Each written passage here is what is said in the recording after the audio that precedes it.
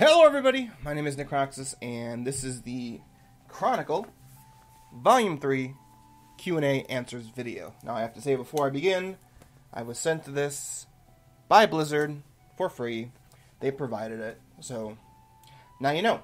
Although, I've never personally thought that getting products for free really swayed my opinion, because I got Chronicle Volume 2 for free as well, and I really didn't like it. But I'm happy to say, this one I feel is much better. Also, got a badass picture of Tyrande Whisperwind on here. So, I have a list of questions from my last video that I put out, and I'm going to answer them all. And I'll give you some general thoughts on how I felt about some of the things that they may have changed, retconned, or just moved around a little bit. There weren't really too many retcons in this. More of them rearranging events very slightly. I can't really point to any one major change that's happened or retcon, so here we go. I'm going in order from when the questions were asked. So the very first question was asked from Omega Angel 1. I hear they confirmed which factions killed which dungeons and raid bosses. Do you agree with all the now canon outcomes? So let's go through all of them. This is going to be a huge answer and a long answer, but it's one that was asked by multiple people, so I figured I'd get it out of the way first. Luckily, it always also was the first question asked. They didn't clarify every single dungeon and raid, but they clarified most of the important ones. Some of them that they didn't include were ones like Dead Mines, which I would assume is the Alliance, because we see that in Cataclysm. When they revamped it, you see that the Alliance players are the ones who killed Van Cleef.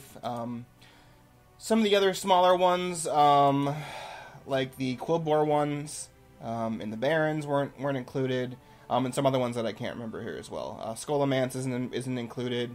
Shadowfang Keep isn't included, but I think for some of those you could assume what happens there. I think it's a safe assumption to say that Shadowfang Keep was cleared by the Forsaken, because it's right in their backyard. But anyway, I'm going to try and do these in some kind of order, because in Chronicle they did kind of have them in a... The ones that were like the same topic were included together. So let's start with the Wailing Caverns. So essentially the Wailing Caverns was corrupted by the Emerald Nightmare, and this is a theme you're going to realize as I talk about a lot of the vanilla stuff in Chronicle, and they go out of their way to say that the vanilla content, a lot of it, most of it I would say, almost all of it was driven by the old gods trying to spread chaos throughout the Eastern Kingdoms and Kalimdor. So the Emerald Nightmare is beginning to go out of control. This takes place in vanilla. The Wailing Caverns end up corrupted. A bunch of Druid of the Fang group that went in there to investigate get corrupted. I'm sure most of you have done the dungeon by now, so you know that story. Including Gnarlex, the Night Elf, who ends up falling into a coma or going to sleep to try to figure out what's going on, and he can't wake up, similar to what happens to Varian. And the Cenarian Circle beseech the Horde to come in and clear it out and rescue the Druids, which they do. So the Wailing Caverns is canonically cleared by the Horde. Going off that same Emerald Nightmare theme, we have Sunken Temple. Sunken Temple is kind of a combination between the Emerald Nightmare as well as the Atalai trolls trying to resurrect Hakkar.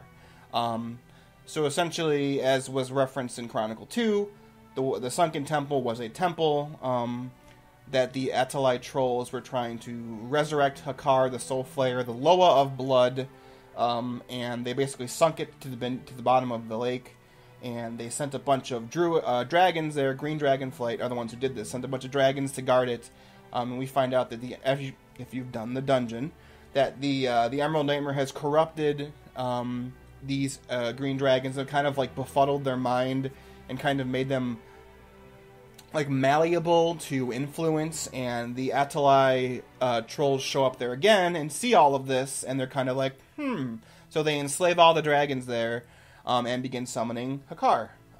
If you've done the dungeon, you know.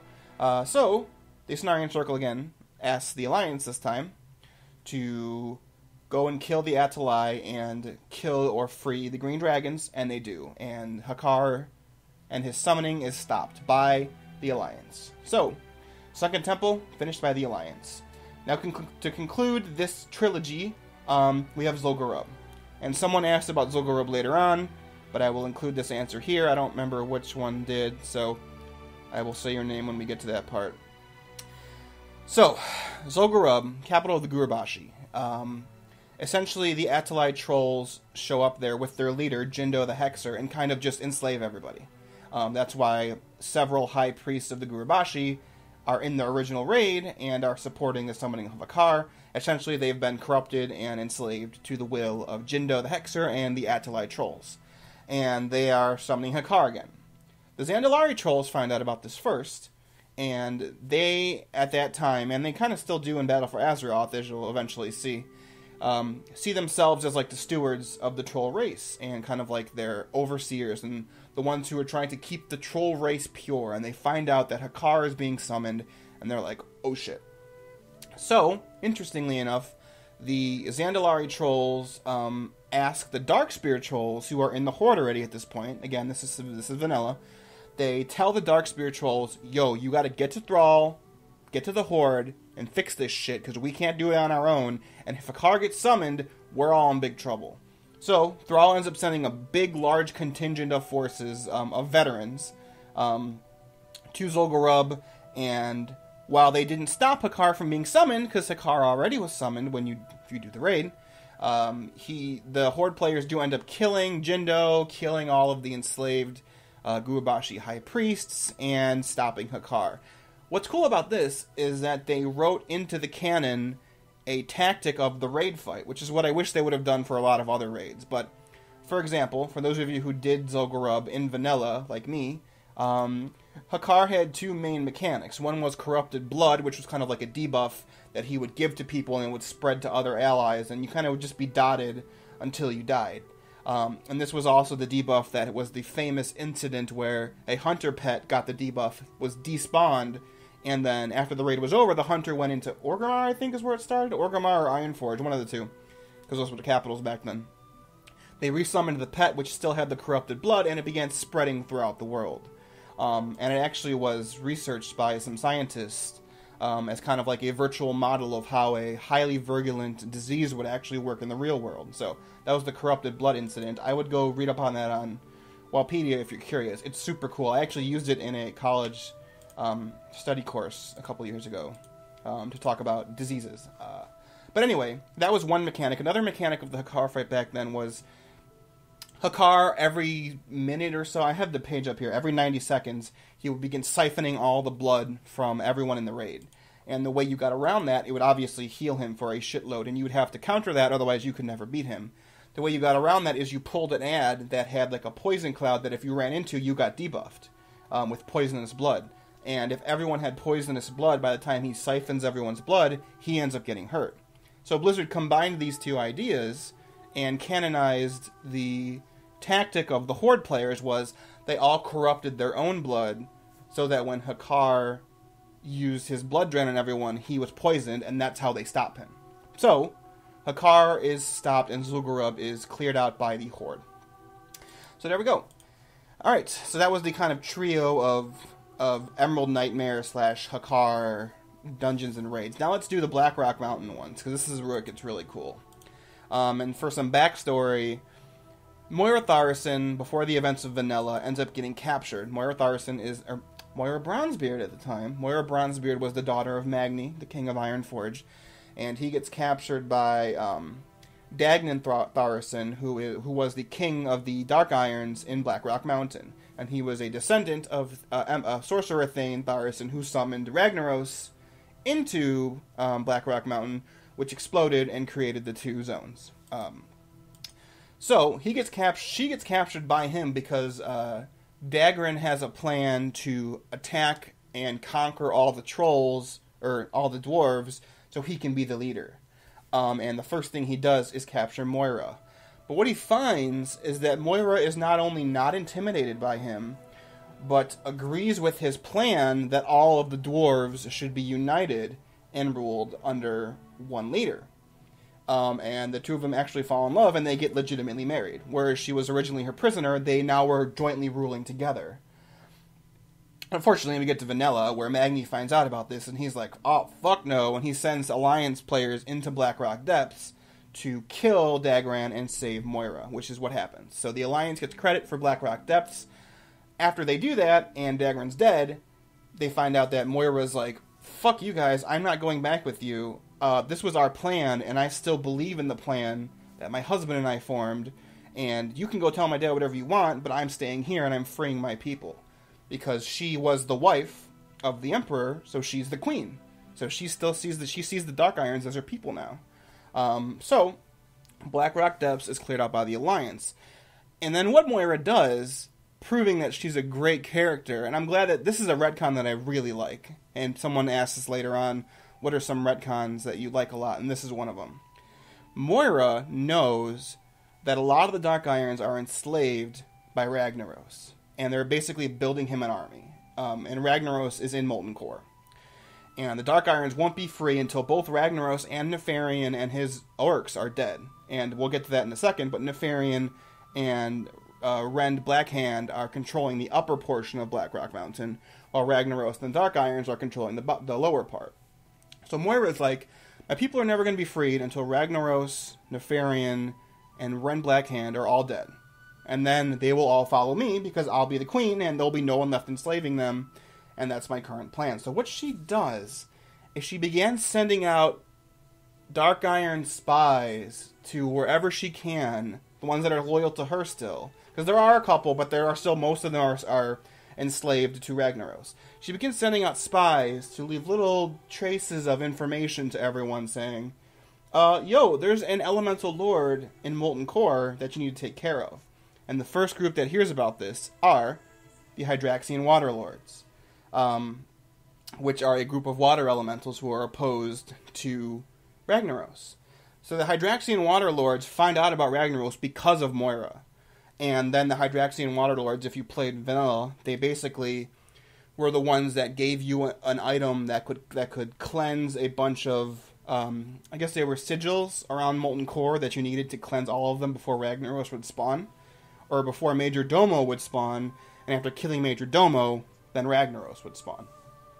So the Hydraxian Waterlords in the canon begin offering rewards to any adventurers who would venture into Molten Core to stop Ragnaros. So Molten Core is a neutral victory. It basically, the Hydraxian Waterlords and their mercenaries go into Molten Core and kill Ragnaros. So it's not given to either faction, but I just want to point out that Moira is pretty fucking awesome. And after Ragnaros dies, her popularity amongst the Dark Irons skyrockets, and they all see her as the leader now. Whereas before she was kind of just like the king's wife. And she had a couple of loyal subjects, but now like everybody is loyal to her. And she doesn't stop there. So once Ragnaros is dead, she begins sending out words again. Moira's really good at information. She begins sending out little tidbits of information, specifically aimed at the Horde, and saying, Horde, are you aware that Rend Blackhand is working for our Black Dragon in Blackrock Mountain, calling themselves the True Horde? Do you know this, Horde? And Thrall knew about it, but he didn't know the threat was as big as it was. So Thrall sends his forces to go to Blackrock Spire. And because of Moira, once again, Blackrock Spire ends up getting cleansed. Rend Blackhand gets killed by Horde adventurers, and the True Horde... I have to remember, we have the True Horde, we have the Iron Horde, we had Garash's Horde, we have the New Horde, we have the Old Horde, we have the Orcish Horde. So Rend Blackhand and the True Horde get killed by the Horde players. And while this is happening, Nefarian, who has been in Blackrock Spire doing experiments, retaliates against the Horde players. If you do the Rend Blackhand fight, you'll remember that Nefarian's there watching. And I believe he participates in the revamp version, but I can't remember if he does in the original one. Well, either way, in the canon, after the Horde overthrows Rend, Nefarian retaliates, but then the Horde invades Blackwing Lair. And Blackwing Lair ends up being a Horde victory as well. When Nefarian was dead, his head was brought back to Orgrimmar. So, in the end, the Alliance gets Blackrock Depths, neutral toward Molten Core. The Horde gets Blackrock Spire and Blackwing Lair. Now, before you all begin freaking out, hold on, there's some really important Alliance victories coming along. So, that's kind of like the wrapping up the whole Blackrock Mountain storyline. Let's see, am I forgetting anyone? Yes, these two are together as well. Mara Udin and Dire Maul. So, once the Tauren join the Horde because Thrall agrees to help Cairn stop these raging Centaur from killing his people. And after they joined the Horde, the threat of the Horde stopped the Centaur from attacking the Bloodhoof Tauren for a long time. But in vanilla, if you guys did Desolace, the Centaur began raging once again and become a big threat. So essentially, all of the Centaur tribes except for one were loyal to Princess Theradras, who was in Mara Udin. She's the final boss. She still is now. There was one tribe who wasn't, though, and they were the Magram Centaurs, who were led by... I can't believe I didn't write that down. Who were led by... Ugh. I'm really fucking this up, guys. Warug, that was his name. Warug. He was the leader. Well, originally in vanilla, he was just kind of a quest giver, but in this canon, he was the leader of the tribe. They agreed to aid the Horde in exchange for, once the leaders of all the other Centaur tribes are gone, and the Magram are the leaders, they won't attack the Tauren anymore. So essentially, the Horde works with the Magram Centaurs to then invade Mara Udin, and kill Princess Theradras and all the crazy stuff that's going on in there. And so the Horde get credit for Mara Udin. Nearby, dire maul is occurring, and essentially the Gorduni ogres are just going crazy and just killing everyone who gets close. And so the Horde, who have just cleared out Mara Udin in Desolace, which is right next door, they're like, what the hell's going on here? So they end up going into dire maul, and they find the place is like completely fucking crazy. There's Emerald Nightmare stuff, which is driving all the ogres crazy. There are Night Elves there enslaving Imolthar, the demon, so they can feed off of it. Those were some of the Highborn that didn't become Naga. So the Horde kind of just cleansed the whole place. They kill all the Gordunis, including King Gordok, who was their leader. They find the Chendralar, who are siphoning off Imolthar. They banish Imolthar back to the Twisting Nether. And they kill their leader, Prince Torthel, however you pronounce his name. Prince Tortheldrin. And the Horde have also cleared out dire maul. So there we go. We're getting close to the end of the vanilla ones. I think those are all the ones. Blackrock Dust, Molten Core, dire maul. Wowhead did a big list of this, which is I'm reading off now, so I didn't have to do the work myself to write all of it out. Cool. So yeah, now we're getting to Ahn'Qiraj. So, as I'm going to talk about later on, Cho'Gall's role has been greatly expanded. Cho'Gall and his Twilight's Hammer clan, while everything else is going on in the world, has been secretly going around trying to find old god prisons and release the old gods. He ends up going to Ahn'Qiraj and begins performing a spell that essentially frees Cthulhu from his imprisonment. And a bunch of his followers die, but then Cho'Gall survives and he leaves to go find Yogg-Saron in Northrend, which we'll get to in a little bit. But essentially he shows up in Ulduar and begins weakening the bonds on Yogg-Saron. He can't break the bonds fully, but he does it enough so that Yogg-Saron can like spread his taint and control all of the keepers and all of that stuff. So the threat of Ahn'Qiraj is coming about because a bunch of outposts near Silithus are getting attacked by Silithid and Qiraji. And Thrall and Bolvar Fordragon, who is the Regent Lord of Stormwind and the acting leader alongside Lady Katrana Prestor, a.k.a. Onyxia.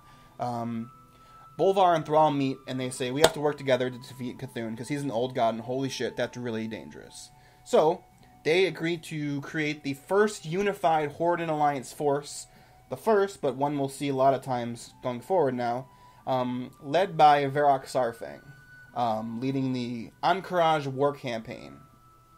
Sarfang decides to reforge the Scepter of the Shifting Sands, which was what sealed off Ahn'Qiraj with the Scarab Wall. So he has people reforge that and then open the Scarab Wall, and a bunch of Cthulhu's forces just flood out. There's a huge battle in Silithus. I actually was participating in that in vanilla. It was so bad that I had like 3 FPS and kept crashing in Silithus. But in the canon, once this happens, the line of Horde and Alliance hold against these forces, and they begin pushing into the temple. And now there are 2 targets in Ahn'Qiraj. We have the ruins of Ahn'Qiraj, which is where most of the Qiraji forces are being held. And we have the Temple of Ahn'Qiraj deep underneath, which is where Cthulhu is. So Saurfang thinks, well, the Horde are really savage warriors, and we're going to need that savagery to fight the Qiraji, so the Horde go to the 20-man raid, which is the ruins of Ahn'Qiraj, and they end up killing all the Qiraji there and their leader, while the Alliance goes into the Temple of Ahn'Qiraj, which was considered the most dangerous possible mission that anyone's heard of to that date. And they were tasked with killing an old god, Cthulhu. And they succeed. Despite all of the possible ways they could have failed, the Alliance beats Cthulhu and Old God. And they get credit for that. So the Horde get credit for the 20-man raid. The Alliance gets credit with killing an Old God. And the threat of Ahn'Qiraj is concluded. So finally in vanilla, we have Naxxramas. Naxxramas is also an Alliance victory. So let's get that right out of the gate. The Argent Dawn says, hey, Bolvar, Naxxramas, this giant necropolis, is like floating. It has arrived in Eastern Kingdoms and is like spewing out Scourge troops everywhere. So we gotta take care of that. And the Argent Dawn had already... What's changed, I suppose, in the canon is that the initial strike into Naxxramas was already done off-screen by the Argent Dawn.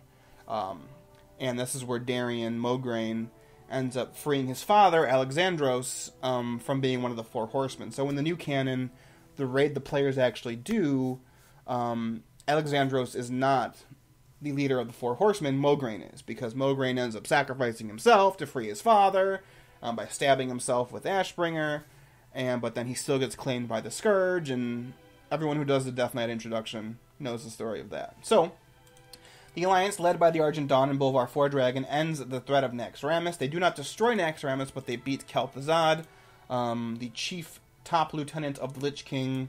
But Kel'Thuzad basically says, I'll be back and stronger than ever. And then that's when he dies.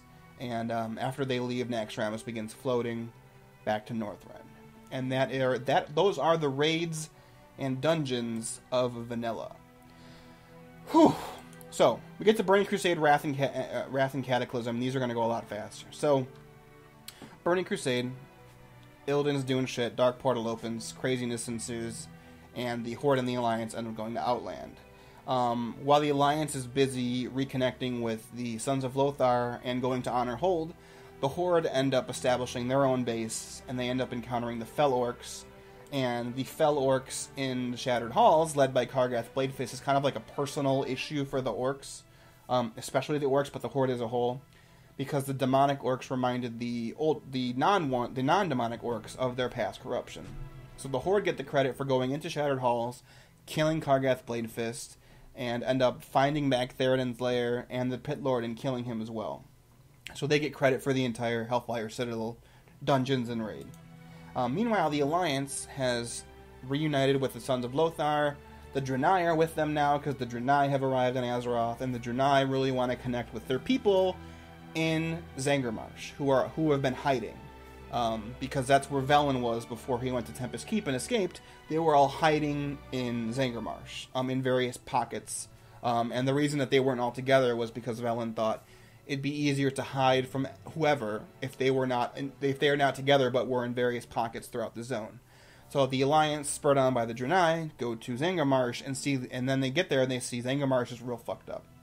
Lady Vosh and the Naga are draining the water out of the entire Zangarmarsh, causing a lack of food, which is driving the creatures insane. The Naga are capturing tribes of Broken, who are just disappearing wholesale. And essentially, they find that the Naga and Lady Vosh are draining all the water into this giant contraption in the middle of the lake, built up by her slave Broken in Serpent Shrine Cavern. So, the Alliance, with the help of the Draenei, go into Serpent Shrine Cavern, clear out all of the Naga, save all the Broken, and kill Lady Vosh. The Alliance gets credit for beating Lady Vosh. Meanwhile, both factions get to Shattrath, and Velen is ecstatic that the Naru have arrived to come help. He realized Velen's plan was to reach out to the Naru and say, like, help us on Outland because shit's going crazy. and the Naaru end up sending Tempest Keep, because they can't send the Army of the Light because they're busy. They send Tempest Keep, and they send Adal, and they send a couple of other Naaru. And Khadgar's also doing the same thing in Shattrath, asking the Naaru for help. So the Horde and the Alliance show up in Shattrath, and the Horde players, the Blood Elves are now with them, of course.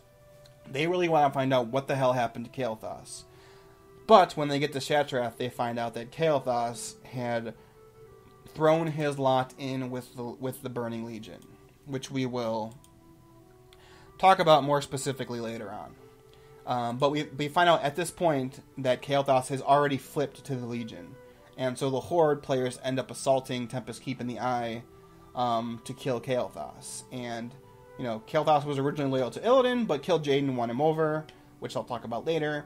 When the Horde found him in Tempest Keep, he was already corrupted by fell magic and a pawn of the Legion, which I know people aren't going to like, and I don't either, but, there's not much you can do. And the Horde are given credit for killing Kael'thas and clearing out Tempest Keep. Meanwhile, we get to Black Temple, and this is a combined effort. So, the Horde and the Alliance, along with Shattrath, Maiev, and Akama, all assault Black Temple. They went through they spent a lot of time in this, trying to validate Illidan again, and repeating a lot of the stuff. I'm looking up to my bookshelf up there. Repeating a lot of stuff from the Illidan book about how he was right all along, and he was still trying to fight the Legion, and blah blah blah. But ultimately, Maiev strikes him down, as she does in the raid in the game, and he dies thinking about Tyrande. So there you go. Black Temple is a combined force. While all this is happening, Zul'Aman occurs, and the Amani begin launching attacks on the Blood Elves. And most of the Quel'Thalas soldiers are busy on Outland, along with the Alliance, so the Horde ends up sending a strike force, which are the players, to defeat Zul'Jin and the Amani before the attacks become serious. So, while all this is happening on Outland, the Horde get credit for Zul'Aman. Now, everyone thought Kael'thas died in the Tempest Keep, but he didn't. He survived, and he escaped back to Azeroth, and he begins summoning Kil'jaeden through the Sunwell. So the Horde and the Alliance forces, together with the Shattered Sun Offensive, begin attacking the Isle of Quel'Danas. The Horde really want to make sure Kael'thas dies and stays dead this time. So the Horde goes into Magister's Terrace, where they face Kael'thas a second time, and Kael'thas is responsible for capturing Muru, who was in Silvermoon City, and well as of Anvina, who was the physical embodiment of the goodness of the Sunwell that was left, transformed into a human.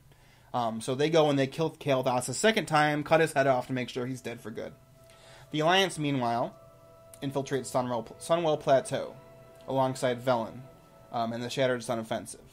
They end up clearing out Sunwell Plateau, killing Muru, and they confront Kil'jaeden, who was summoned, and because of the effort of Kaligos, who's also there trying to help Anvina, who he fell in love with, as well as Anvina sacrificing herself, together, those two, along with the Alliance, end up driving Kil'jaeden back through the Sunwell, and Velen then shows up with the Heart of Muru and cleanses it into a font of holy magic.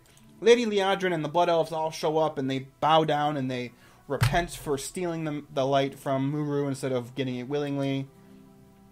And there you go. So, the Horde gets credit for the dungeon, and the Alliance, for the second time, gets credit for stopping a very major threat in Kil'jaeden. So that's Burning Crusade. You might have noticed in Vanilla that I didn't talk about Onyxia. That's because they made Onyxia survive for quite a lot longer. She ends up surviving all the way up until just before Wrath of the Lich King. And that's when all of the stuff with Varian happens.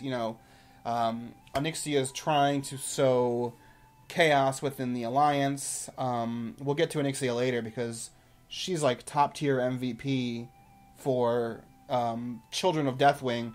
Onyxia beats Nefarian by like 1,000 miles, which I'll talk about later. But Onyxia does all the stuff with Varian and his split personality, and it's way too much stuff to get into here. But in the end, she gets exposed and captures Anduin and retreats to her lair. The two halves of Varian, along with Alliance forces, end up invading Onyxia's lair, killing her, but in the process, the two Varians get combined back into the normal Varian, and la la la, where everything's good. But Wrath of the Lich King happens. A lot of Wrath of the Lich King is a neutral victory. But there are some that aren't. So, the Alliance canonically ends up on Howling Fjord, and they go through the Howling Fjord. They deal with the Vrykul, they meet up with the Frostborn dwarves, and surprise, Myrddin Bronzebeard's not dead, he actually survived. The Horde led by Garrosh, the Alliance was led by Bolvar. The Horde led by Garrosh ends up in Borean Tundra and makes their way up to the Wrathgate as well. Naxxramas floats down and begins assaulting people in the, what's that zone called? The second zone. The Dragon one. Dragonblight, excuse me. I couldn't remember what it was called. Lich King basically overplayed his hand there. He thought that Naxxramas would defeat the Horde and the Alliance, but they end up together defeating it, and Kel'Thuzad is defeated a second time.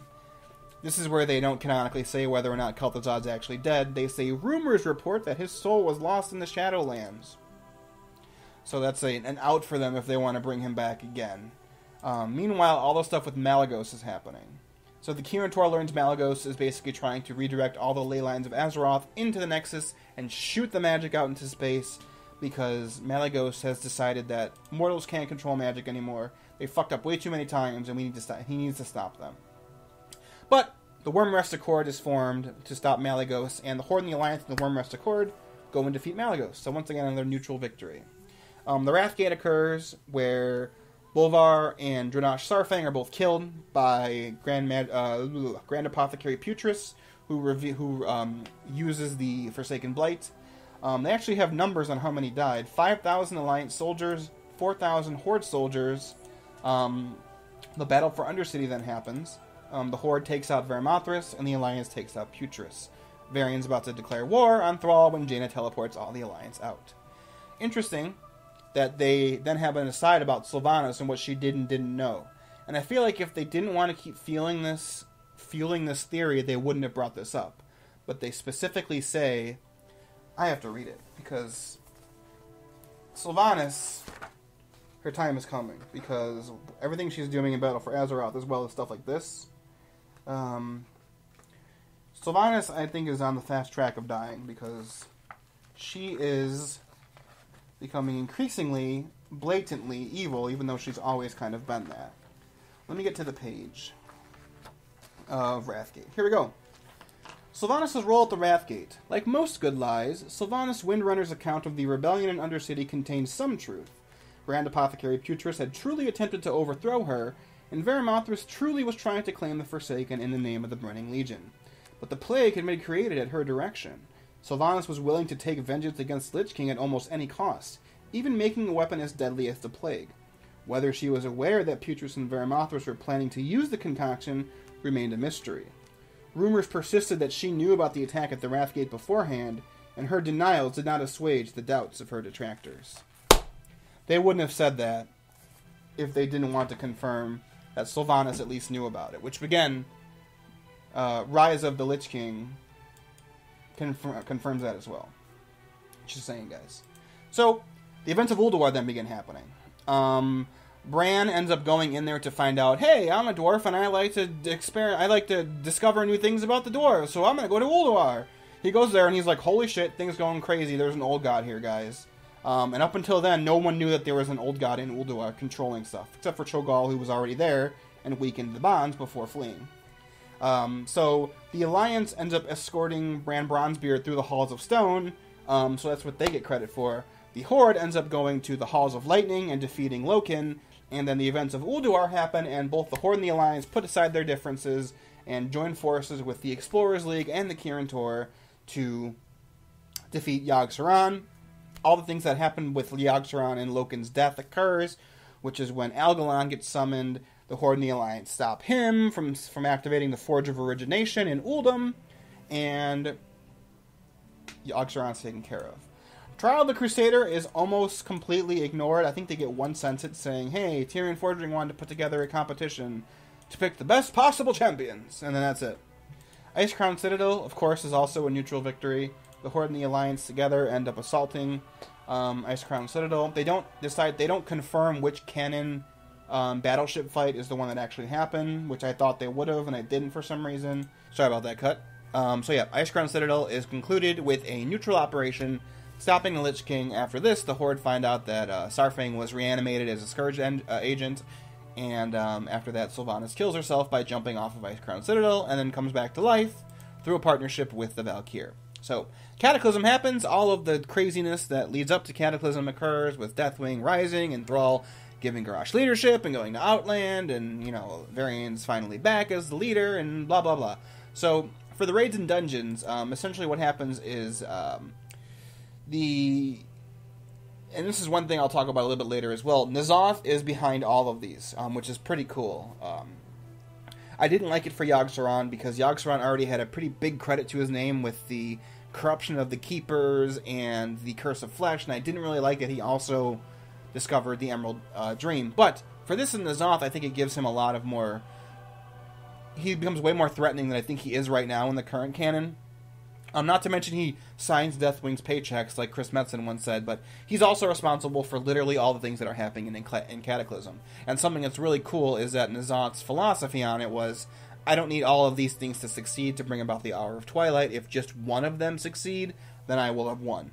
Which is a pretty cool strategy for a villain to take. So, you have Ragnaros in Hyjal, you have Ahn'Qiraj coming down from the Throne of the Four Winds, you have Twilight Tamur attacking everywhere. You have Cho'Gall in the Twilight Highlands having taken over the Dwarven territory.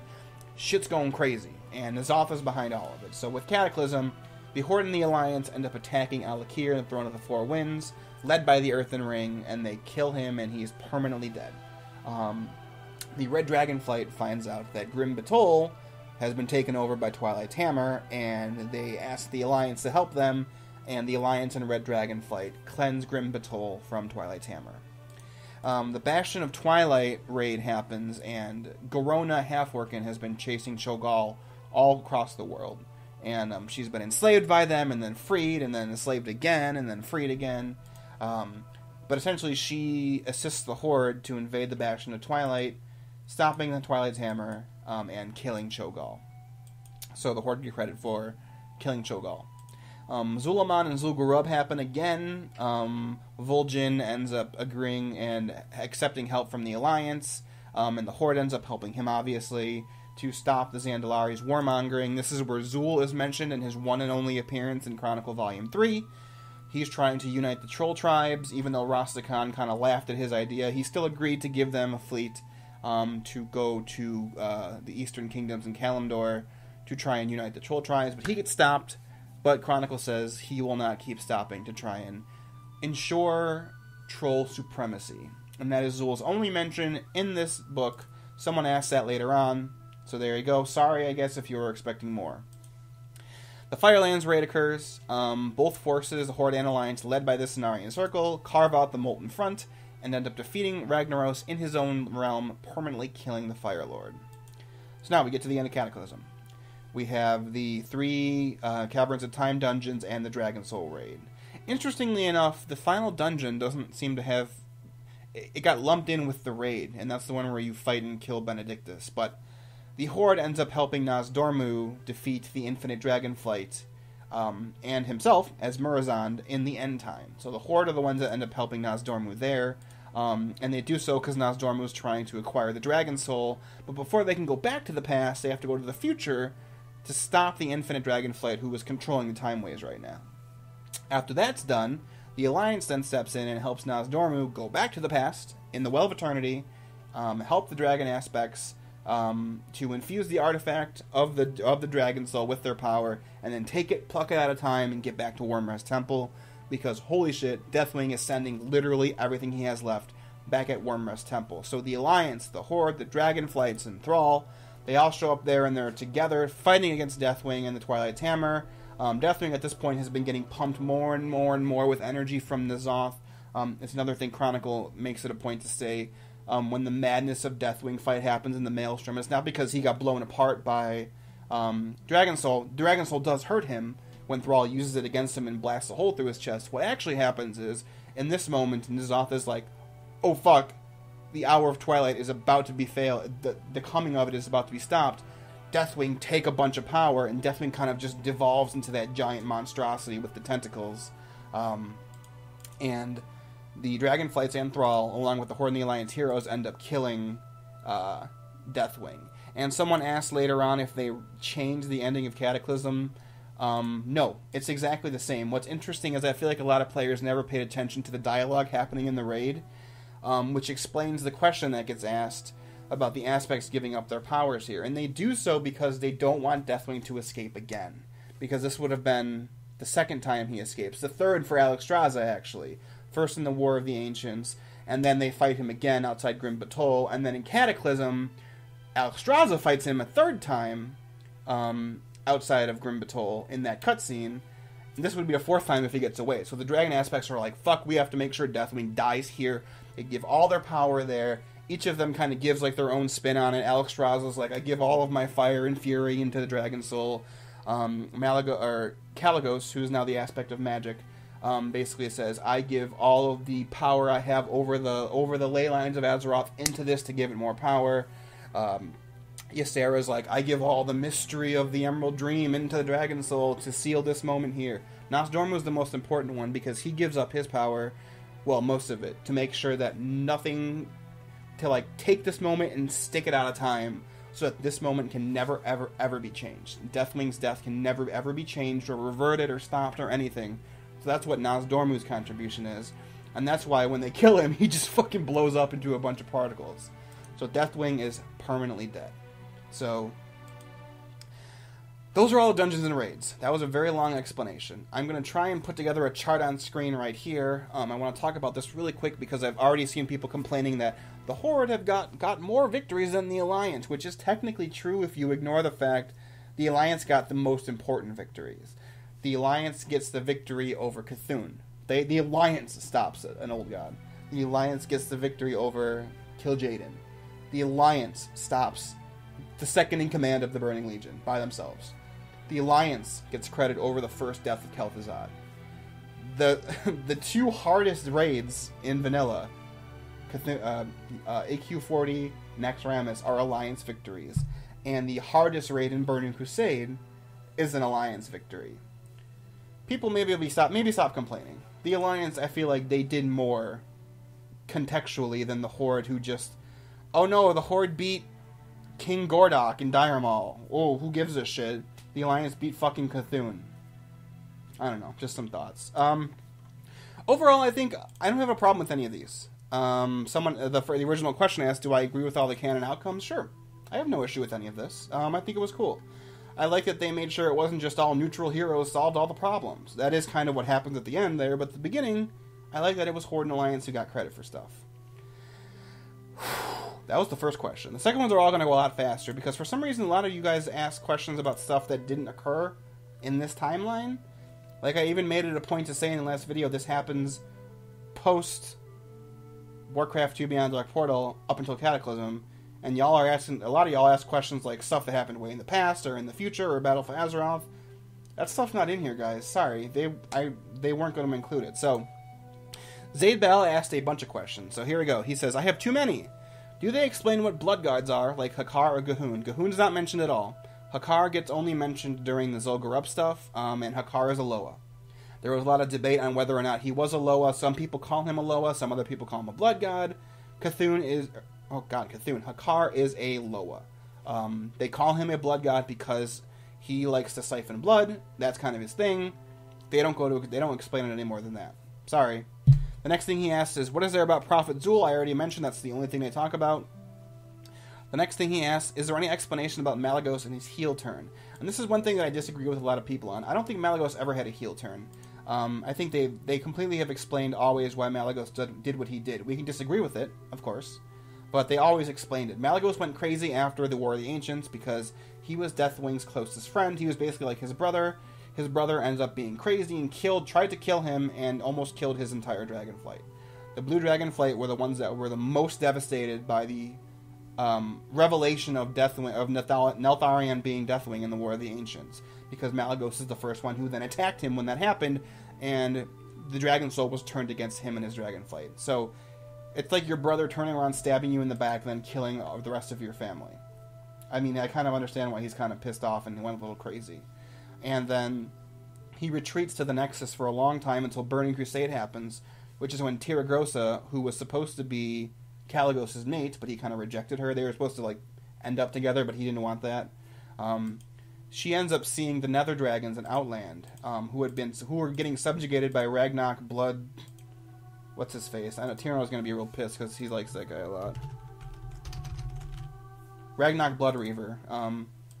He ends up is the one who's enslaving a lot of the Nether Dragons, and he ends up dying. And after he's gone, Tiragosa basically sees all the Nether Dragons, and she's like, "Hey, maybe if I take these unique dragons back to the Nexus, they could help Malygos." And so she teleports a bunch of them to the Nexus, and the Nether Dragons are looking at it from the perspective of, we never want to be enslaved again. They begin siphoning all the magic from the Nexus into themselves, which pisses off Malygos, and Malygos is like, "You think you're good at magic? Watch this." And he absorbs all of them into himself, which then cures his wounds and begins curing his craziness, and that's when he sees the world and all of the horrible things mortals have done with magic, because let's be honest, they did. You know, all of the major catastrophes were done through mortals using magic. They might have done it at the behest of the old gods in some cases, or the Burning Legion, but, you know, we had Ajara and the War of the Ancients, and, you know, the Horde and the Alliance wars are often fueled by mortals misusing magic. You know, in Mists of Pandaria, the destruction of Theramore is done by a mana bomb, and then Garrosh is trying to get control of other massive magical weapons. So then that's when he says, "Let's go fight everyone." And a bunch of Kirin Tor basically discover him, and he argues his point to them. And this is why you see in Wrath of the Lich King there's a lot of mortals working for Malygos, because a lot of them agree with his opinion on the topic was. I mean, some of them were selfish and also still wanted to have magic for themselves once his plan completed, but, you know, there were still people who agreed with his methods. So there was never a heel turn for Malygos. Sorry, that's just my opinion on it. But they do explain it a little bit more. We already knew that the Nether Dragons helped Malygos a little bit. We didn't know exactly how, but he ends up absorbing all of them and absorbing their power, and it kind of helps get him out of his insanity. The next question that Zaid Bell asks, do they explain the Wild Gods any further, like the possible differences between the Guardians of Kalimdor and the August Celestials? No, the August Celestials are just Pandarian Wild Gods. That's it. We already knew that from other clarifications and stuff. There's no differences between the Guardians of Kalimdor and the August Celestials. They are just Pandarian Wild Gods. That's it. He asks, any further history between Cairn Bloodhoof and Magatha Grimtotem? Nope. Magatha is only mentioned during the death of Cairn. Do any of the Battle for Azeroth races like Tortolans or Volpera get explained? Nope, they're not included at all.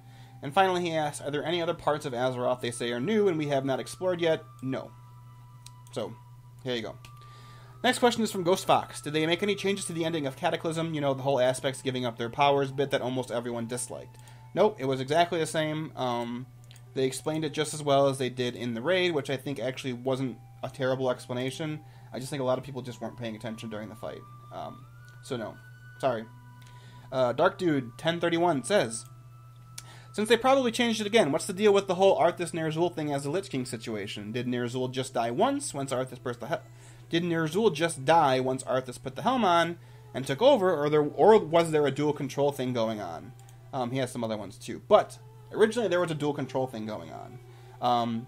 But before that, even that, Ner'zhul wanted a champion for two reasons. One, he wanted a body again, because the spirit of Ner'zhul was trapped in the ice on Icecrown.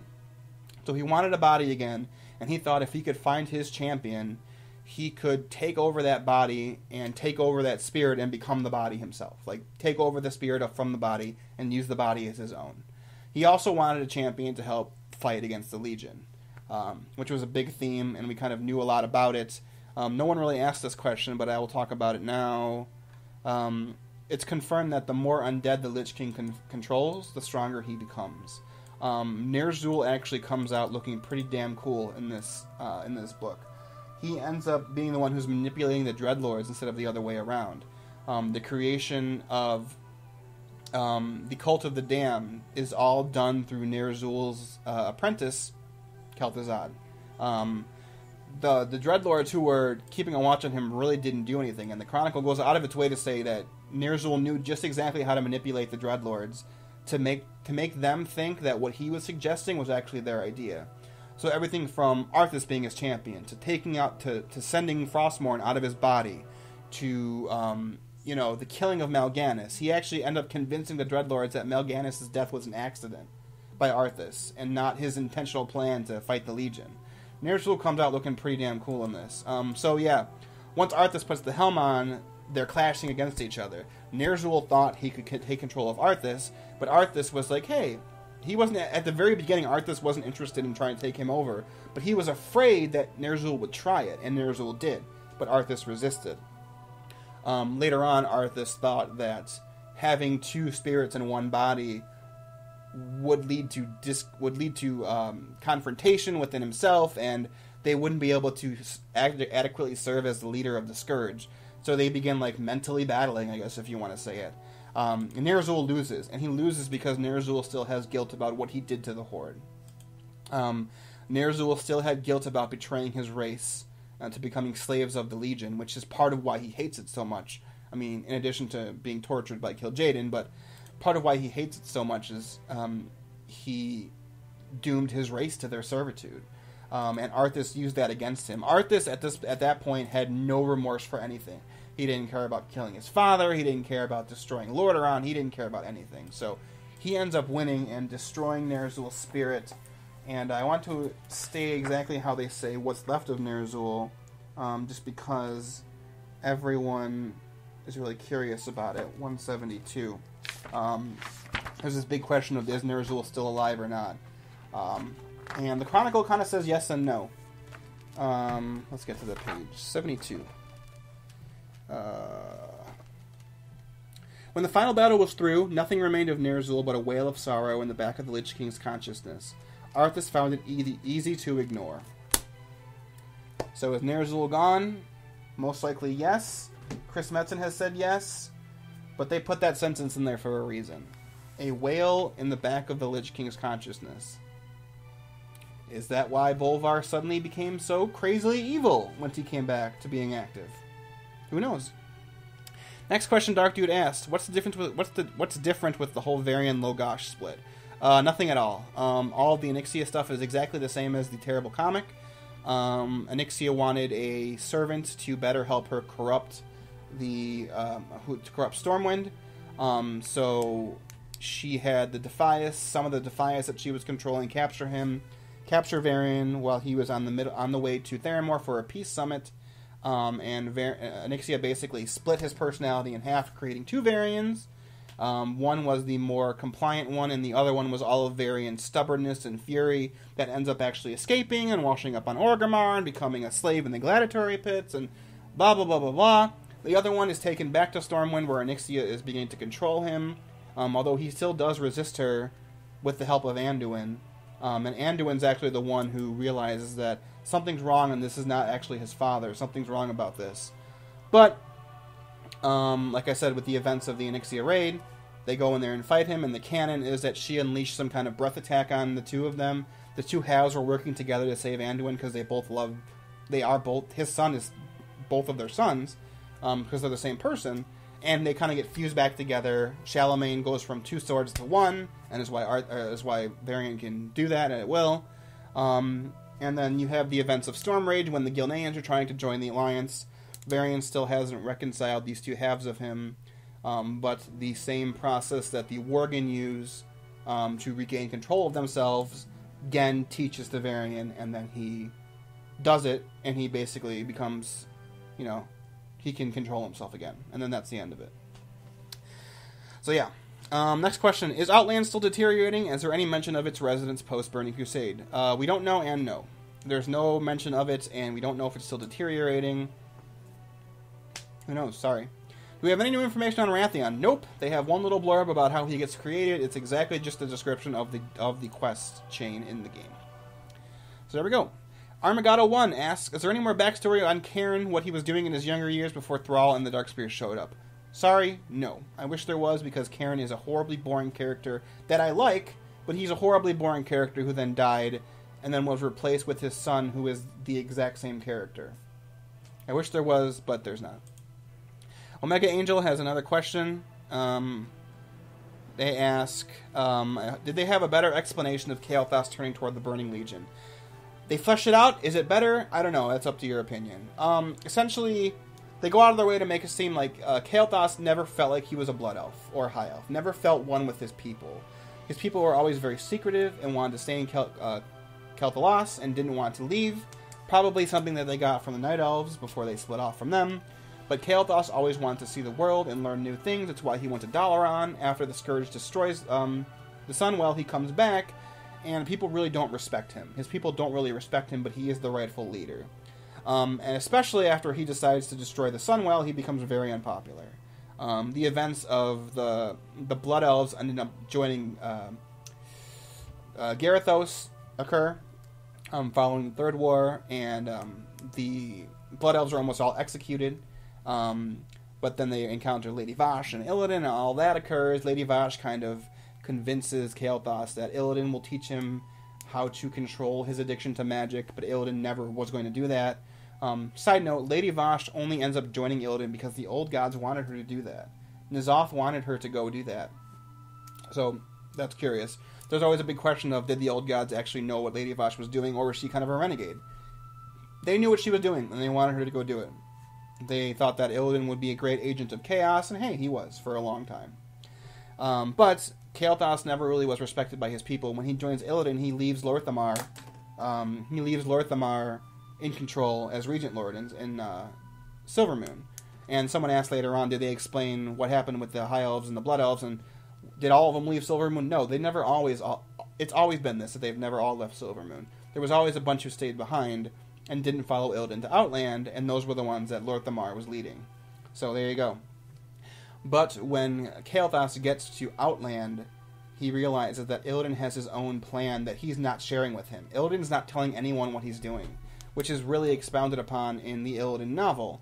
Illidan kind of is doing his own plan to stop the Legion, and no one really knows why or what he's doing, and he's not telling anybody. So Kael'thas is growing more and more frustrated because Illidan basically is like, there's no way for me to cure your addiction. I can just give you more power if you want. And so that's kind of what happens. Kael'thas gets really pissed off. The turning point is when Voronthal the Seer ends up taking his army to Shattrath to conquer it on Kael'thas' orders, because Illidan tells him to. Because at this moment, Adal and the Naru have showed up and went to Shattrath, and Illidan's like, oh shit, if they stop me now, my plan to stop the Legion won't complete. So he tells Kael'thas to send his army to go fight there. What happens is Voronthal has a vision about the Naru and ends up defecting, and Kael'thas is so pissed off because this feeds into his idea that his people don't respect him and they don't care what he thinks. Vorenthal's defection pissed him off so much that he went to Illidan and demanded that Illidan march his armies on Shattrath, and Illidan just ignored him. And while this has been happening, Kil'jaeden had taken an interest in Kael'thas ever since that cutscene in Frozen Throne when they're on the top of Black Temple. But ever since then, Kil'jaeden has basically been whispering to Kael'thas, to join the Legion, because Illidan's really not doing it for him. And Kael'thas has been ignoring him and ignoring him and ignoring him. Finally, he ends up saying, fuck Illidan, he's not going to do anything for me. I can't do it. His own people betrayed him. He had nothing else to do. At this point, he'd been feeding on Fel magic already, so he's become an addict. So he feigns allegiance to Illidan still, but ends up noping out to Netherstorm with his followers, who have now just flipped and joined the Legion. And the interesting change is, in Burning Crusade, the game, it's not really clear where Kael'thas' allegiances lie until the Sunwell patch. And if you do the actual Black Temple attunement, I don't even know if it's in the game anymore, but at the time, if you did it, Kael'thas was still allied to Illidan in the Tempest Keep raid. In fact, that's one of the things that Kama does in that quest chain, is you go and kill Kael'thas's... you go and kill Alar under the disguise as one of Illidan's minions to sow chaos. But in the new canon, by the time Tempest Keep already happens, Kael'thas is already with the Legion. And he's in Netherstorm trying to make these... The Mana Forges are parts of Tempest Keep that have been reforged to suck in all the magic and basically poop out mana cells. And he sent the mana cells back home to Silvermoon with Muru, because even though at this moment he is a member of the Legion, he's still trying to prove to his people that he's trying to help them. But Kil'jaeden's the one who told him to send the Mana Cells to Silvermoon, because Kil'jaeden's playing the long game, and Kil'jaeden's like, eventually I'm going to get this bitch on my side, and we are going to invade Azeroth through the Sunwell. So if I tell him to send all these Mana Cells to Silvermoon, he can use those when he's eventually on my side to summon me to Azeroth. Which is what happens. So once Tempest Keep happens, Kael'thas sees that there are Blood Elves, his own people, among the Horde, who kill him. And after his defeat, he's just totally broken. Like, his will is broken, and he's a full servant / slave of the Legion at that point, after the raid. Interestingly enough, Kil'jaeden pretty much says Kil'jaeden knew he was going to lose in Tempest Keep, so he had his minions hidden nearby to make sure to spirit him away so he didn't die. So that was Kael'thas' turning to the Legion. There's not really a good way they could have done it. So sorry, Burning Crusade was the expansion where it was, hey, let's kill all of the RTS characters, because you had Lady Vashj, you had Kael'thas, you had Illidan, you even fight Archimonde, and you fight Kil'jaeden. All of these major characters that showed up during the Warcraft 3. So there you go. Next question. Little Neutron asks, I always wondered how us players are recorded in the Chronicles, like the fight with Kil'jaeden, and especially the Lich King. I already explained that in that giant answer at the beginning. Necro Gangster. I don't have any specific questions, so I'll look at the book myself. I want to know your opinion on possible retcons and fleshing out the lore of Warcraft 3 and WoW up to Cataclysm. I'm actually excited to learn about Warcraft 3 that came out 15 years ago. Vanilla, WoW, and BC weren't the best when it came to lore, so there's a lot of fleshing out to be done. There is, and they do, and I like it. I mean, I think it's all, as you could tell from my review so far, I think I have no problem with any of it. So I really did like Volume 3. Next question from Julian Solo. Are there souls of the Black Dragon still roaming free? I don't know what this means. No. I'm not sure what you mean here. No, the Black Dragons are basically done. Outside of Ebonhorn and Wrathion. There really is nothing left. Next question is from...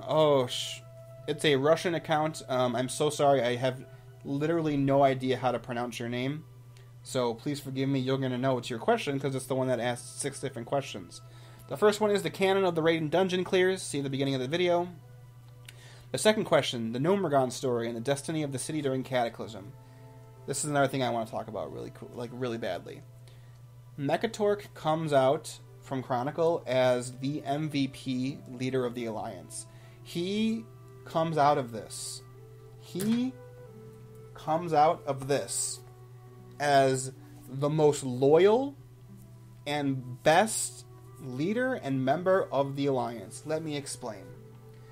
Someone asked a question more later on about the kingdoms in the Alliance of Lordaeron during the Third War, and so I want to mention that real quick first because that ties into the Mekkatorque thing. So following the collapse of the Alliance of Lordaeron, which, by the way, is all credited to Ahn'Qiraj. I mentioned earlier I want to talk about Ahn'Qiraj some more. Let's do it here real quick since we're already on a tangent of a tangent. Ahn'Qiraj, if Mekkatorque's the MVP of the Alliance, Ahn'Qiraj is the MVP of the Black Dragons. She is the one responsible for sowing the chaos in the Alliance of Lordaeron after Deathwing disappears. She sticks around as Katrana Prestor, and not only is she manipulating Stormwind, she is still whispering in the ears of everybody in the Alliance of Lordaeron. So when things happen like the rise of the Plague, the rise of the Scourge at the very beginning, when the orcs are freed from the internment camps by Thrall, Ahn'Qiraj is there whispering distrust between the members of the Alliance of Lordaeron. And she ultimately is the one that causes Gilneas she's the one that causes the Alliance of Lordaeron to fall apart. But following this, several members of it still agreed to stick together. And these include... I just had the page, but I want to read it again. It includes Stormwind, Kulturas, Ironforge, Mekkatorque and the Gnomes, and I'm trying to recall all the other ones. And I believe those are the most relevant and important ones. And I was doing so good in not having to constantly look at this, like my shitty Chronicle 2 video was.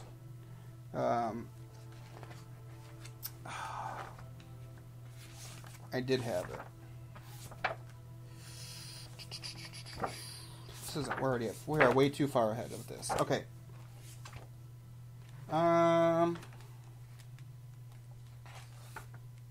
Here we go.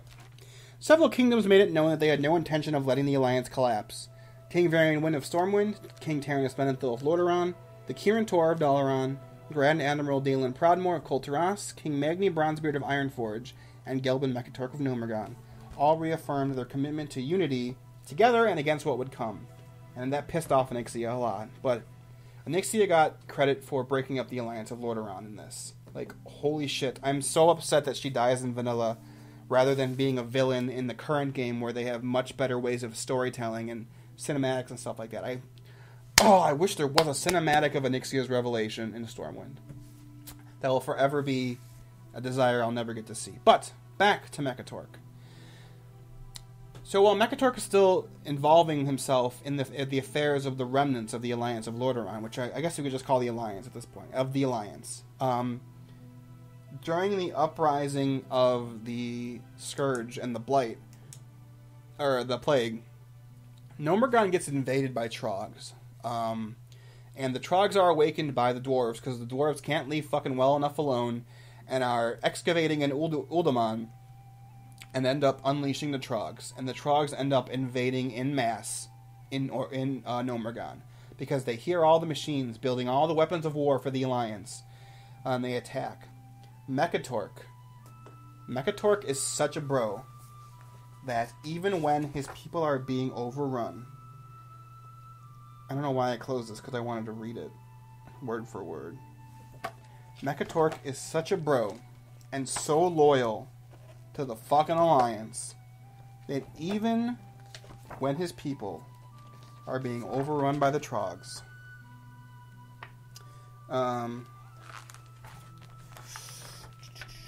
shit, I just had the page. He does not tell the other Alliance leaders. He suffers in silence, knowing that if he tried to get help from the other Alliance leaders, they would have to withdraw troops from dealing with the Scourge threat. And he thought that the threat of the Scourge was so much so that... Where is this not? Is it really not in here? Am I missing the fucking page?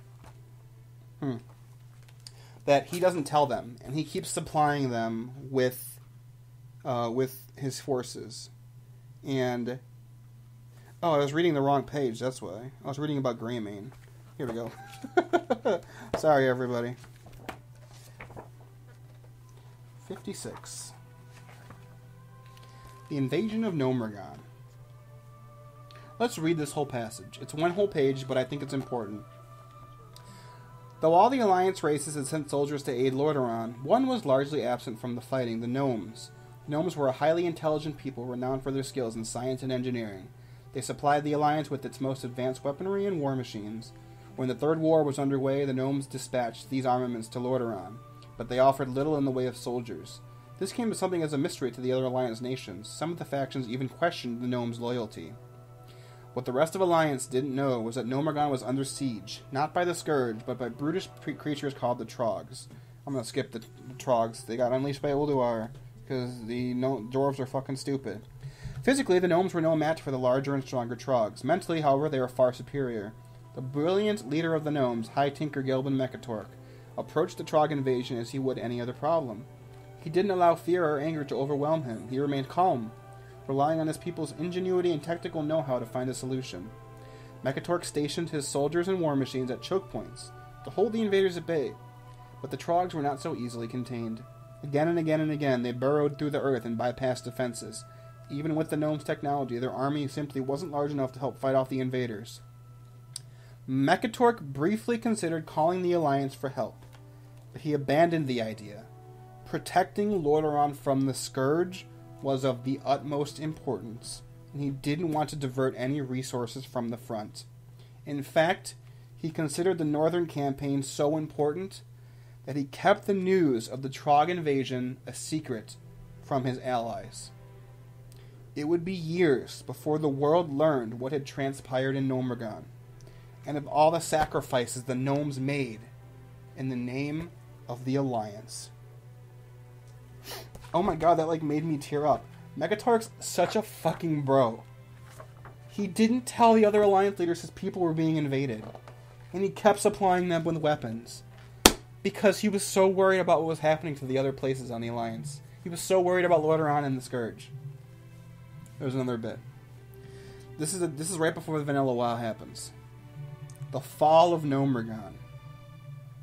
Throughout the Third War, the savage Trogs had besieged the gnomes of Gnomergon. Over time, the gnomes had slowly lost the ground here. This is the explanation of Thermoplug when he kills 80% of the race. I'm not going to explain the whole thing. You can read up on it if you want, but essentially, Thermoplug was jealous of Mekkatorque being High Tinker. Thermoplug has a solution to the Trogs to irradiate the city where all the Trogs are, and while his people are hiding. But Thermoplug ends up irradiating the gnomes as well to try and make his people turn against Mekkatorque. It doesn't work. And Thermoplug ends up irradiating himself in the process and killing 80% of his own people. The important bit. The dwarves of Ironforge took in the refugees. They had to flee from Gnomergon. The dwarves of Ironforge took in the refugees, and the gnomes created a small home for themselves inside the mountain, calling it Tinkertown. The future of the gnomes was uncertain, and opinion was divided over what to do next. Some gnomes argued that they should focus all of their attention and resources on reclaiming Gnomergon as soon as possible. Mekkatorque did not agree. Though he did plan on eventually returning to the capital, he believed the gnomes had more immediate obligations to the Alliance. The Third War had decimated the faction, and the gnomes' allies needed all the help they could get to survive in the days ahead.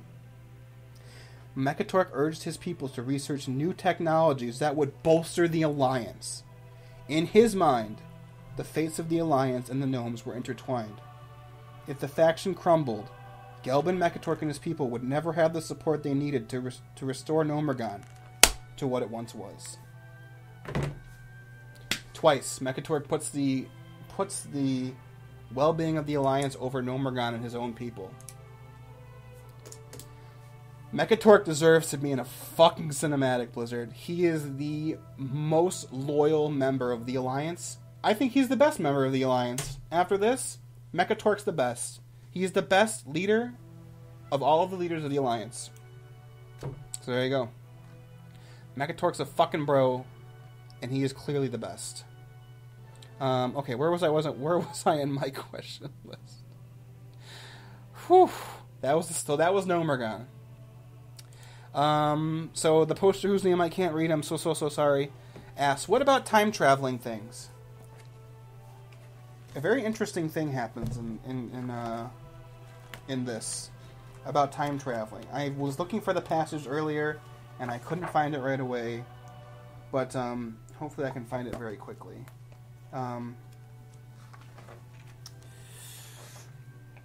It's talking about time traveling. And essentially, I believe it was right at the very beginning. Time traveling, Blizzard confirms that the timeline that we're in, the main universe timeline, is the only true timeline. All of the other timelines are basically offshoots that will collapse on their own unless there's intervention on the behalf of somebody. And that somebody is usually one of us. So, if, for example, we never went to Warlords of Draenor, that timeline would have collapsed eventually. But because we showed up there, and we ended up stopping all the craziness that was happening there, we essentially saved that timeline. And now it'll be forever in the time wave. But, all of the other timelines, and if you are curious, God, where the fuck is this passage at? If you're curious and you want to read War Crimes, at the very end of that book, spoiler alert, there is an attack by Kairos with a bunch of the heroes from different timelines. All those timelines fell apart because we did not intervene to save them. So, there you go. I really wish I could fucking find this goddamn fucking stupid page about time, because I think it's such a cool thing that... Here we go. Timeway corruption. In all known realms of the cosmos, time flows forward, ever forward. Chaotic energies in places like the twisting nether can affect how quickly it flows, but time only flows forward. Once an event happens, it cannot be changed. These events and choices made up of creatures and forces in the cosmos joined together like a river, sharing the same reality. Different choices and different possibilities naturally spin off of the river of time, like small creeks and estuaries, ebbing and flowing for a while. If these shades of what could have been are left alone, they will eventually dissipate into nothing. If efforts are made to preserve them or alter them, they can indeed remain in existence indefinitely. They can even be made to feed back into the main river. Dead creatures can seemingly live again, and the past or future may literally come back to haunt you. This is not a natural phenomenon, and the inhabitants of the main timeway will often find these experiences to be quite alarming. But the only timeway that has a permanent effect on the cosmos is the main timeway. Creatures like the bronze dragons, who have commanded masters of temporal magic, can see all the countless tributaries of alternate universes and timelines, and they can even move back and forth along the stream to observe the past and the future. If that main river is disrupted, it could spell doom and disaster. All life on Azeroth depends on time to flow ever forward. Without the certainty that the sun will rise and set each day, the seasons would not pass, the cycles of life would become meaningless.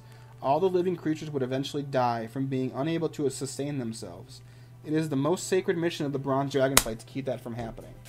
So they basically confirmed that the alternate timeways will collapse unless we do something to intervene and stop them. So there you go. I thought that was interesting. The next question, what about the attack on Wyrmrest Temple? Was the Dragonblight the only place for the final battle? The Dragon Sanctuaries, were they destroyed? What about the Alliance and Horde bases? Are the Scourge and Nerubians involved in the fight, or some other factions too?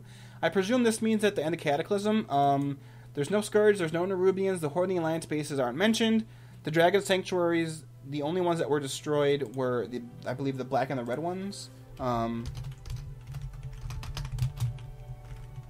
that happened before...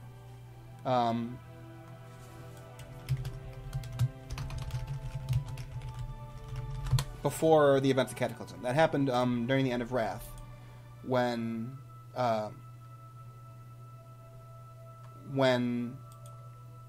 agents of the Black Dragonflight were trying to corrupt the eggs into Twilight Dragons, and Krylstraj, or Crassus, ends up killing himself to destroy the entire clutch of eggs there.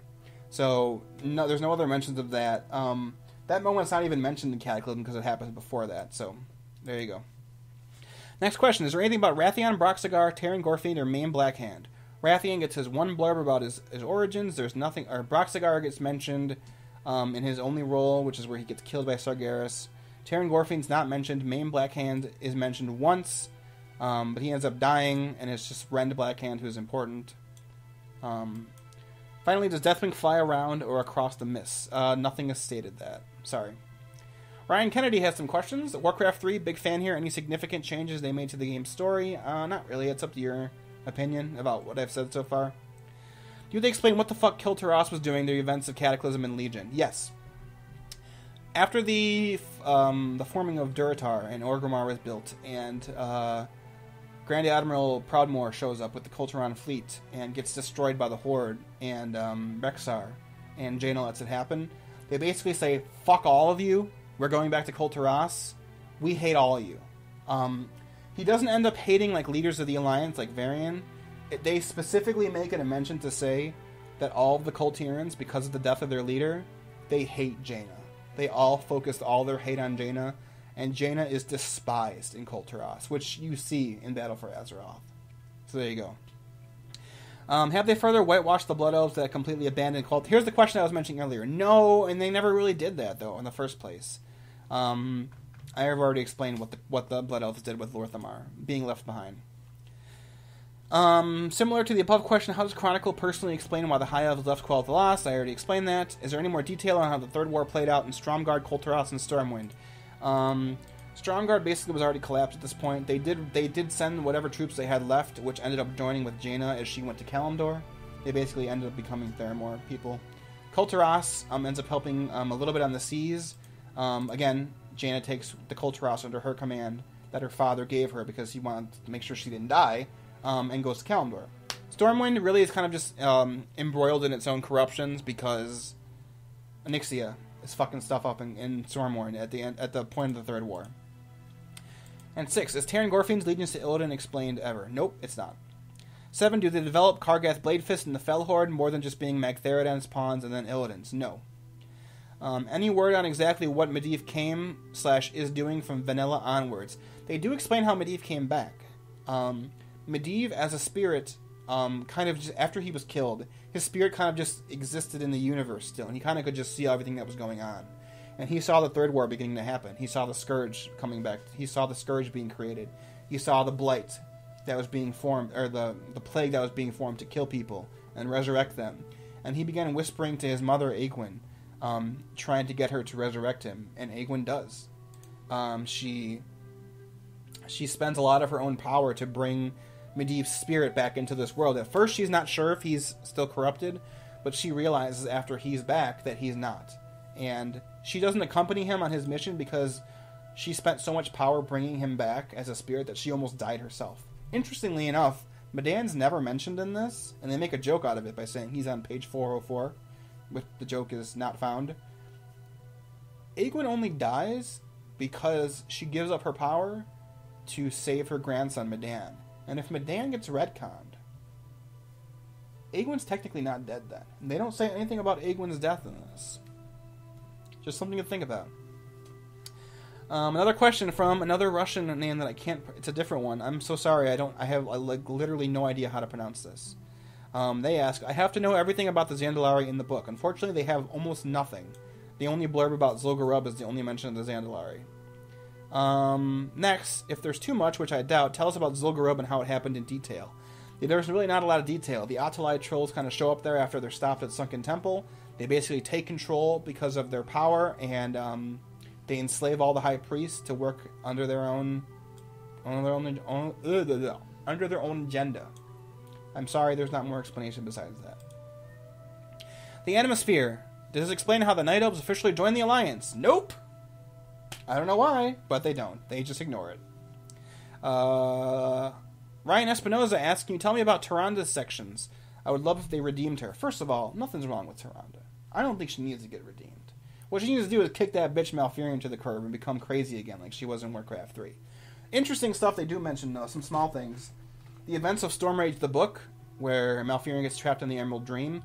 Tyranda is credited along with allies, but Tyranda is the one named for how she saves Malfurion in the Emerald Dream. Interesting enough, Varian's not even mentioned in there, and he's in the book. He's the one that kind of leads the combined forces of the survivors of the Emerald Nightmare, but Tyranda gets credit for it. Tyranda also gets credit for being the one who's most accepting of the Highborn back into the Night Elf Society in Cataclysm. It basically says she tries telling her people, like, look, we need more people to help us based on what's going on in Cataclysm. The world's being fucked up. The Horde are attacking us.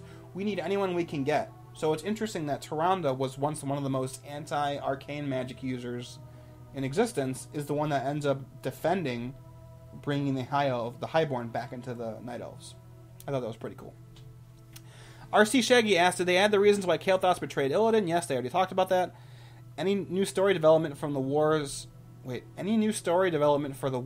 the Lord of the Clans series, which Thrall goes and trains under the Frostwolves? Does the book mention the novel at all? It mentions the events of that for sure, where he goes and he trains under Drekthar. It's not a big part, just kind of is Thrall realizing what it means to be an orc again. He ends up burning Orgrim Doomhammer's body, but we already knew that, and he ends up naming Orgrimmar for Orgrim, although you could have guessed that already. So yeah, they do mention it, not a huge part, but they do talk about it. They don't name any of the novels, of course, because you're looking at this from like an in-universe, like an omnipotent in-universe perspective, I guess. Cobra Commander asks, is Lady Avash's draining Zangomar's grand scheme explained more? A little bit. Basically, when Illidan's building up his forces in Outland, now he has fellow orcs, now he has the Naga, he has Broken under his command, he has some demon hunters he's training. He needs to figure out how to feed them all. And essentially, it's up to Lady Avash to try and sustain his army. So that's what she's doing. A little less stupid than her Captain Planet villain scheme, but still kind of dumb. And it's only because I like her so much, and I wanted her to have a just ending to that character, which I felt like she didn't get. And she still kind of didn't get. So, alright. Last question, KLXXC. What are your thoughts about the retcons at the start of Cataclysm? Specifically the fact that instead of adding something to reconcile the two Garashes, they just retconned him to be just warmongering from the start. One of my favorite parts of Cataclysm's faction conflict was that Garrosh was basically under a lot of pressure. Both the Orcs and the Night Elves had valid views, and Garrosh was basically being used by the players, or being used by players like Twilight's Hammer and Maggoth the Grim Totem. Now, when Cairn confronts him about Ashenvale being attacked, he denied it in the original story, but now he says, yeah, he did it. This is hard. Because I like Garrosh for what he did to the story. And it might seem hypocritical based on other people I've said I have a problem with, but in this specific case, I don't have an issue with Garrosh always being warmongering, and I'll tell you why. The one and only sore point about going against Garrosh being a warmonger and not having honor was the quest in Stone Talon. You had one versus a zillion other examples. And it was so bad that it was a major conflict in the canon about Garrosh. Blizzard really had no good way of reconciling this, other than contradicting or calling them own selves hypocrites by having Garrosh eventually become a villain. And it's clear from a design standpoint they didn't know what they originally wanted to do with Garrosh, which is why that quest was made. But I think Chronicle tries to reconcile this by saying Garrosh was always a warmonger. And it's officially in the canon of this, and this was a big, huge debate from Alliance and Horde fans for a long time. Who started the Alliance and Horde war in Cataclysm? And it was very murky at one point. Was it Jaina for sending troops to the Night Elves? Was it Garrosh for blockading the Night Elves? That's always been my opinion. The war starts because the Horde has an action where they try to starve out the Night Elves, which forces Jaina to give forces up to them. Which then is what actually starts the conflict, but the reason behind Jaina doing that is what Garrosh does. And I always said it was Garrosh's fault. This officially confirms it was Garrosh's fault. He attacks Ashenvale because he wants to. They need the resources and he doesn't give a shit. So, I'm okay with it. Because they had to reconcile the fact that of two separate things that conflicted with each other, when you had one side that only had one example of him being good, and another example, and like 10,000 other examples of him being an asshole. In this case, I didn't have a problem with it. Hey, and those were all the questions. So, there we go. I think I talked about everything I want to talk about. So, I liked it a lot. I would encourage you to get it. There's a lot of stuff I didn't mention in here. A lot of the Warcraft 3 stuff. They kind of, if you never played it or you haven't played it in a long time, give it a read. It's a good recap of what's going on. They give a lot of motivations to people. You find out that Kel'Thuzad is basically the one responsible for the rise of the Scourge single-handedly, where originally you had, originally the story was the Dreadlords helped out a lot in terms of, the Cult of the Damned and the Plague. It was Kel'Thuzad in the canon now. Kel'Thuzad perfected the Plague. Kel'Thuzad created the Cult of the Damned. Kel'Thuzad's the one responsible for the success of the Scourge, which is pretty cool because I like that character a lot. So there you go. Thanks for watching, everyone. Is there anything you liked or didn't like about what I told you? Do you get choked up as much as I did about Mekkatorque being a fucking MVP of the Alliance? Because damn, what a bro. So, if you got this, let me know what you thought about it as well, because it's been out for almost a week now. So thanks for watching, everyone. I will see you for more alpha videos, which are coming now. I promise you, my break is over. So thanks for watching. Stay awesome. And yeah, farewell.